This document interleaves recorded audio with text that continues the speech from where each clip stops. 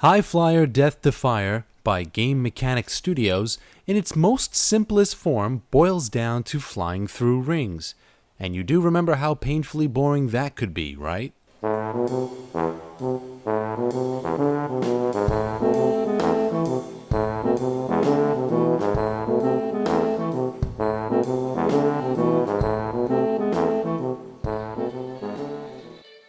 That's not to say that High Flyer Death Defyer is as bad as Superman 64, but it's not without its own faults. The options menu will explain what a ring looks like. No, really, it does. And some other stuff that you'll need to know to make this a truly fun game to play.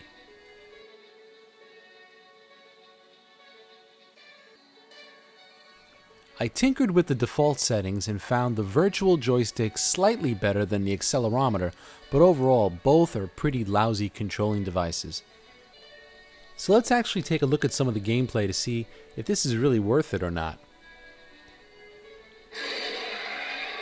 Now you're instantly greeted with a short cartoon comic-like panel explaining the whole story. It doesn't help the game at all. And we're off.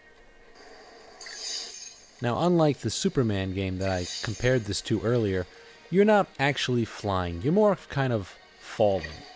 And the game does present a really nice rotoscopic kind of feel.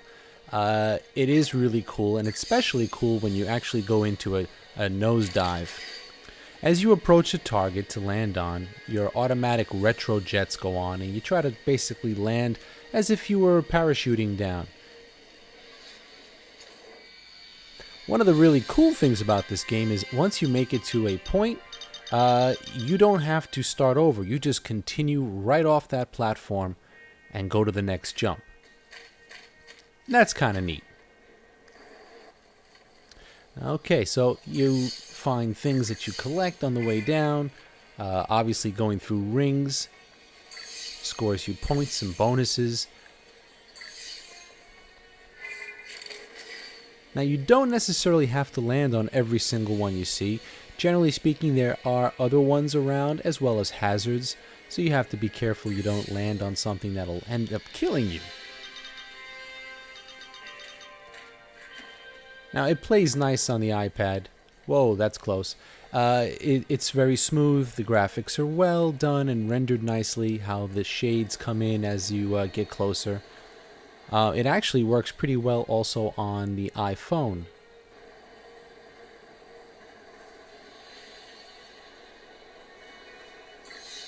Okay, so those are all the good points that I could think about of the game. But there's a lot of bad points also. Number one, the most glaring problem with this game is the control factor. The virtual joystick is really horrible, and as annoying and as bad as that may be, tilting your iPad or your iPhone is even worse. You'll find that you'll be trying to roll out of the way or get out of the way, and the machine just does this. You get killed. Absolutely horrible control scheme. Maybe it could be fixed with a software patch in the future. Maybe not. I don't know, but that's the biggest form factor problem with this game. Second of all, it gets boring. After the umpteenth thousandth dive, everything kind of starts to look the same, and you get tired of it.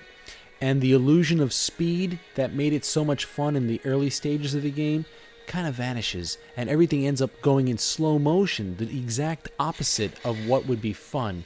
And you just find yourself slowly parachuting down on targets, trying to get things, and it gets really monotonous very fast. Oh, and sure, there are certain things that the game will throw at you, and just when you're about to put it down and say, I'm not going to play this game anymore, they'll throw a little something, a little story arc, something to try to keep your interest, and yeah, maybe it does, but eventually that gets boring. So if I have to be baited to keep playing the game instead of actually wanting to play the game to get to the next point, that's just not good game design in my opinion, and I just don't like it. So, would I recommend this game? At the current price, probably not. But if there's a price drop, sure. Sure, it's a good time waster. It's really not that complex. But if I had to rate this game on a scale of 1 to 10, I would give it a solid 6. Graphically, the game is really nice, and the Apple OS handles it well. It looks great on the iPad. It actually looks good on the small screen on your iPhone, and both handle it pretty good. The functionality of the game is terrible, though. Control is an issue, and you get really bored after a few minutes of playing the game. A few minutes meaning about 15 minutes into the game, you'll start seeing definite patterns over and over. So there you have it. That's High Flyer Depth Defyer.